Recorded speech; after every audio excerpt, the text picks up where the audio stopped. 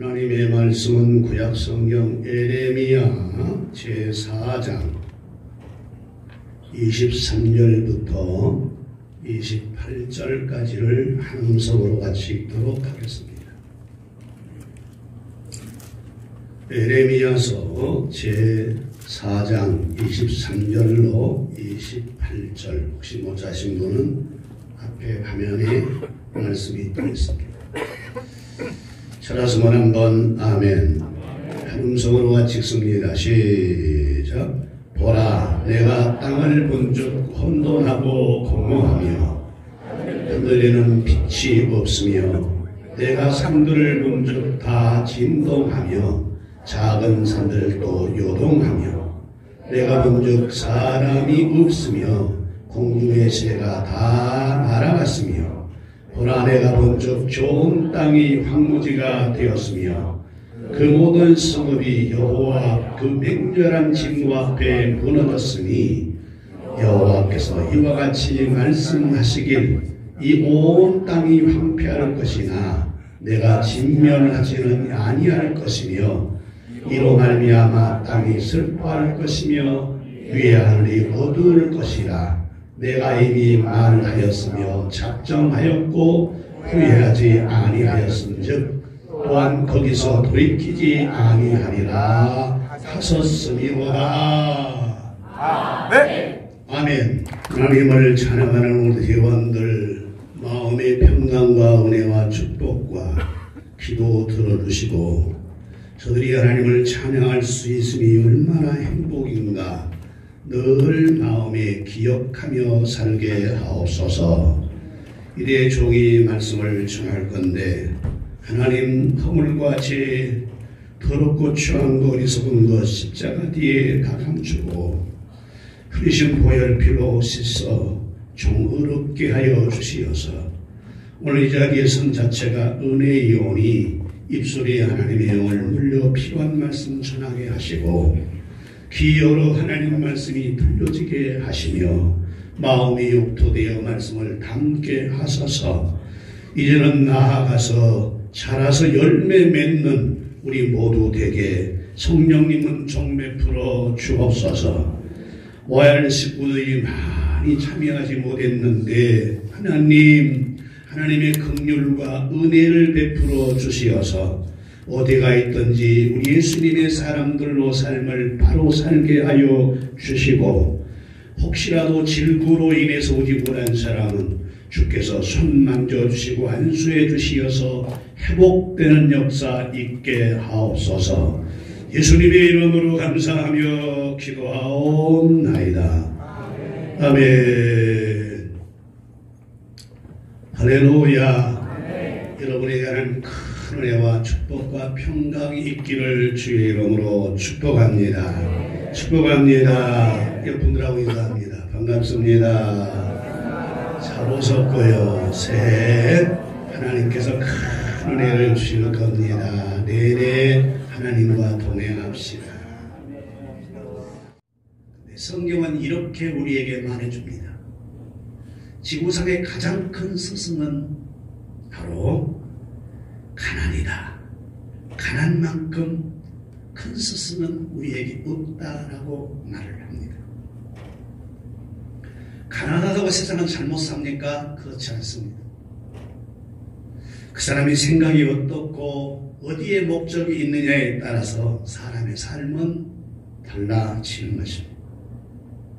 그래서 저는 오늘 2020년 새해 첫 주일을 맞이해서 여러분과 함께 에레미야서 제4장 23절부터 28절을 중심해서 제목을 이렇게 잡았습니다.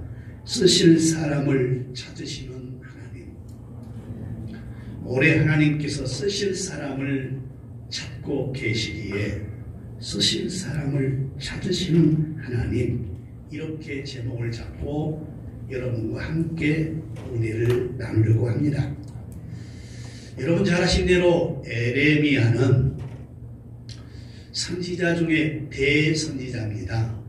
이사야, 에레미야, 에스겔, 다니엘, 이 네 사람은 대선지자입니다.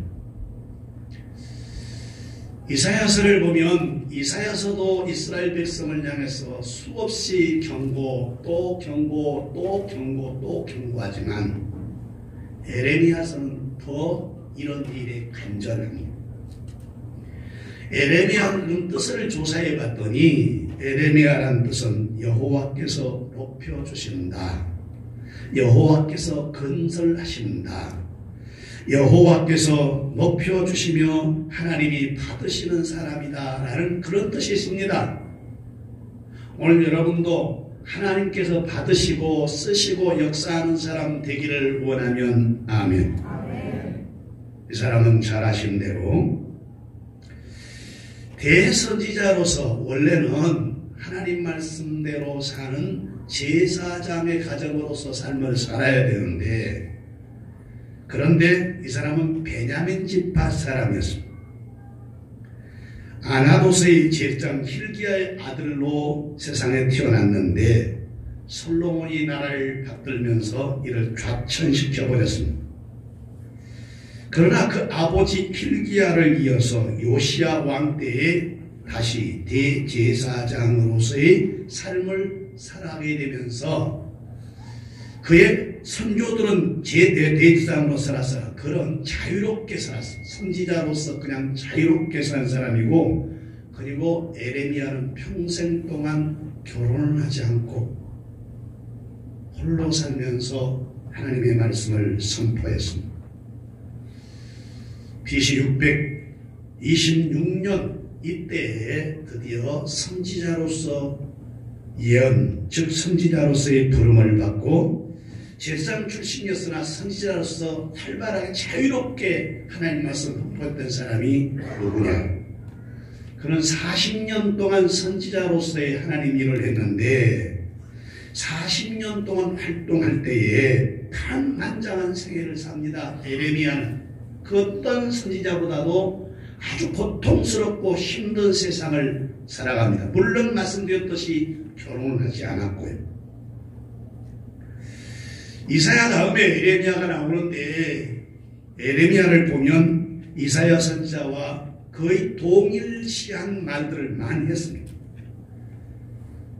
그래서 당시에 예루살렘의 불면, 멸망받을 것이다, 어려움을 당할 것이다. 그래서 이사야 선지자는 회개하라, 그러면 하나님이 너희를 구원시켜준다 라고 말했다면, 에레미야는 이제는 때는 지났다, 그러니 이제는 회개하고 바벨론 나라가 침공해 오면 그들과 싸우려고 하지 마라.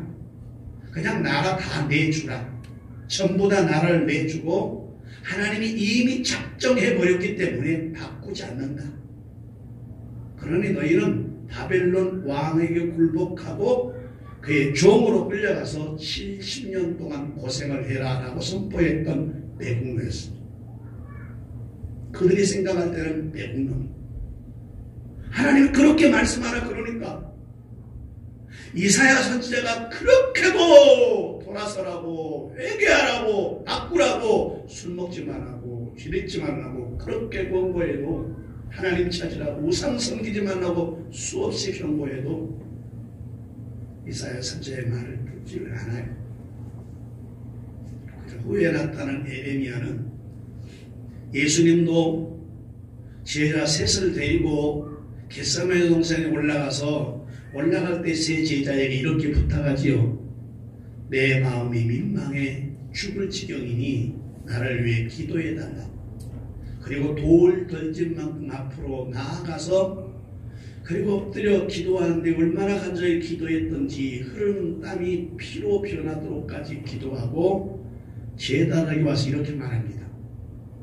너희가 내 고통을 너희에게 말했건만 한시 동안도 나와 함께 깨어있을 수 없다는 말이야.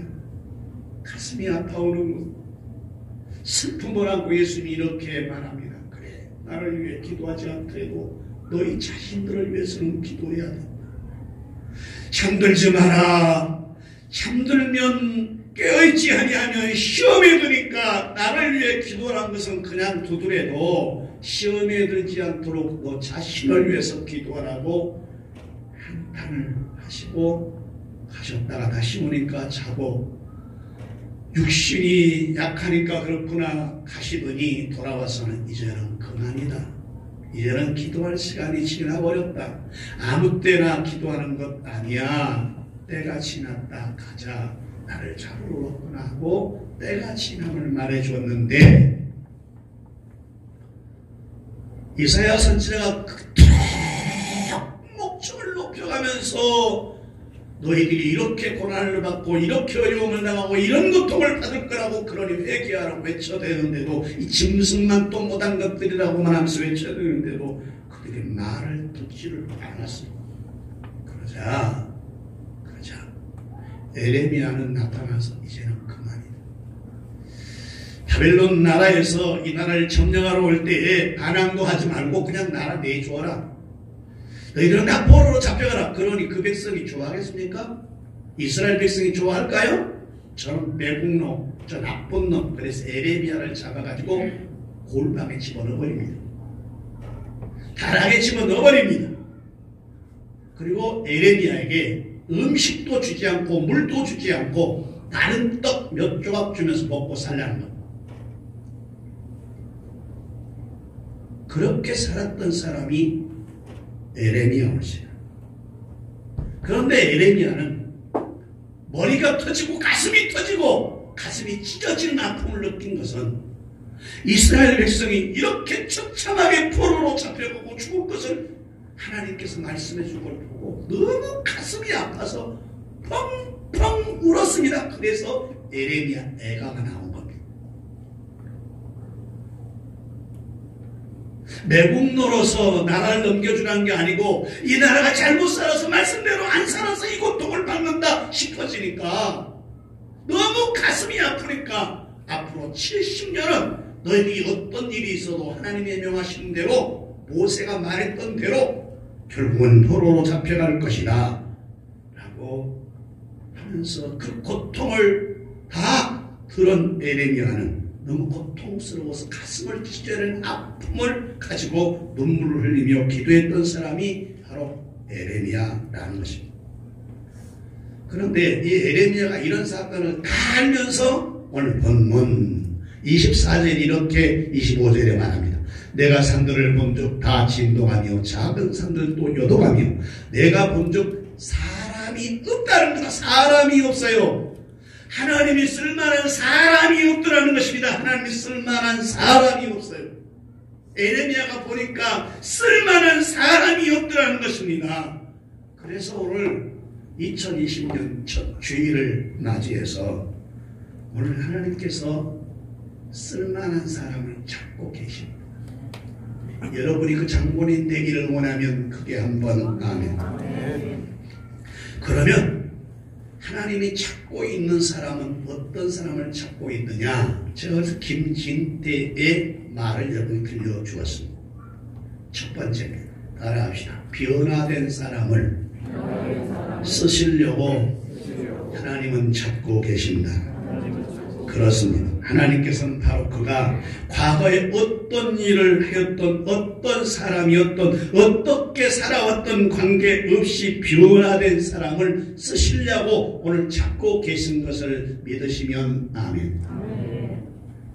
과거를 묻지 않으신 주님, 오늘 주께서 원하시는 사람은 어떤 사람이냐? 과거를 어찌 살았던지 상관없이 이제 회개하고 변화되어 하나님 뜻대로 살려고 하는 사람을 하나님이 찾고 계신다, 그 말입니다. 다른 말로 표현하면 변화된 사람을 찾고 계신다, 그 말입니다. 그런 예가 사도행전 9장 1절부터 나오는데, 여러분 잘 아신 대로 바울이라는 사람은 원래 히브리 민족 중에 히브리 민족이요, 유대인 중에 유대인이요, 난지 8일 만에 할례를 받고 가말리알 문화생으로서의, 당시 가말리 문화생이라는 것은 유대인 집안 중에 요즘 한국어로 말하면 영재교육, 최고의 좋은 집안 사람들이 들어가서 공부하는 그런 가문에서 공부를 하는 사람. 율법은 어릴 때부터 흠이 없었는데 히브리인들을 보면 아버지보다는 야훼를 먼저 합니다. 그러니까 철두철미하게 율법을 지키고 일주일에 한 번씩 금식하고 율법으로는 흠이 없고, 공부를 얼마나 많이 했느냐? 유대에서도 공부를 했지만 로마까지 들어가서 로마에 가서 유학을 하고 박사가 되어 돌아온 사람이니까 누구 앞에 내놔도 부족함이 없는 사람.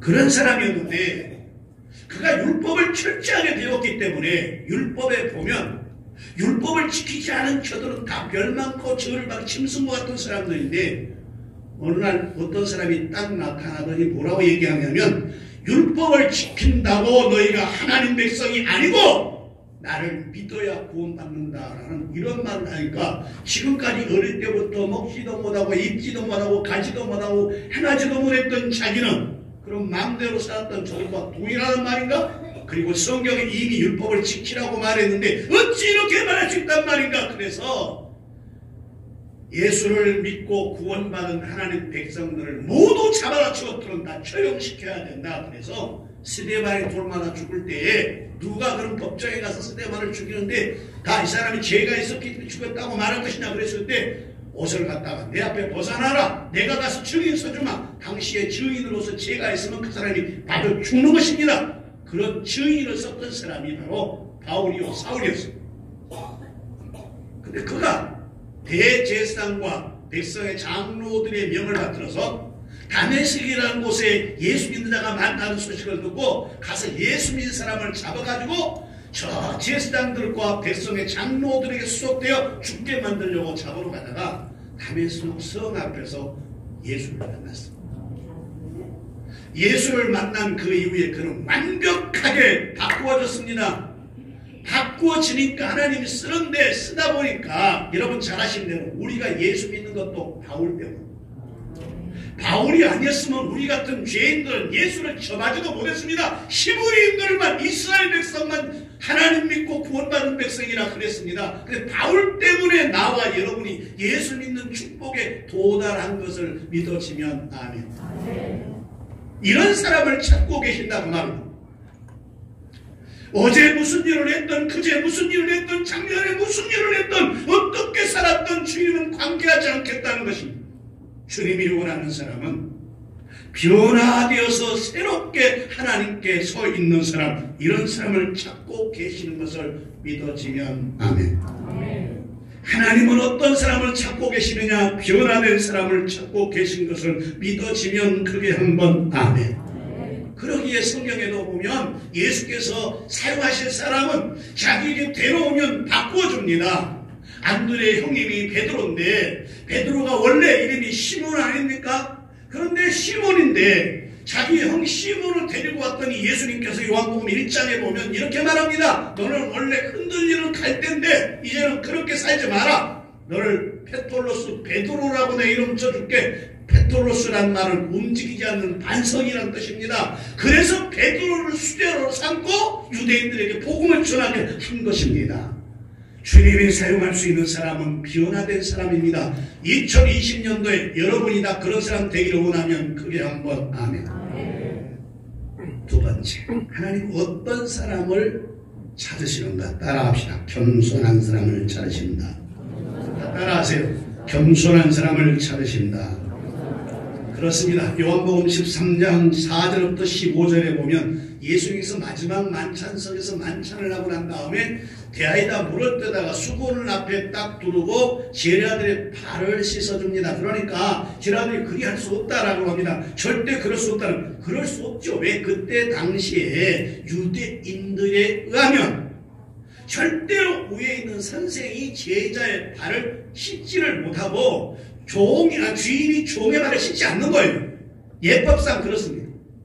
그런데 선생님이 자기 발을 씻는다니 누가 내놓겠습니까? 그런데 그럼에도 불구하고 예수님께서는 발을 씻지 아니하면 나와 상관이 없다 그러니까 전부 발을 내미는데 베드로에게 가니까 베드로가 다른 사람 발을 씻었지만 저는 못 씻습니다. 제가 선생님 발을 씻어야지요. 그러자 예수님이 다시 말합니다. 내가 네 발을 씻지 아니하면 너와 나와는 상관이 없다. 그러자 베드로가 벌떡 일어나더니 선생님 그런 얘기라면 목욕시켜주세요. 제가 왜 예수님하고 상관이 없습니까? 깊이 상관해야죠. 예수님 가까이 있어야죠. 저 목욕까지 씻어주세요. 그러자 예수님께서 이렇게 말합니다.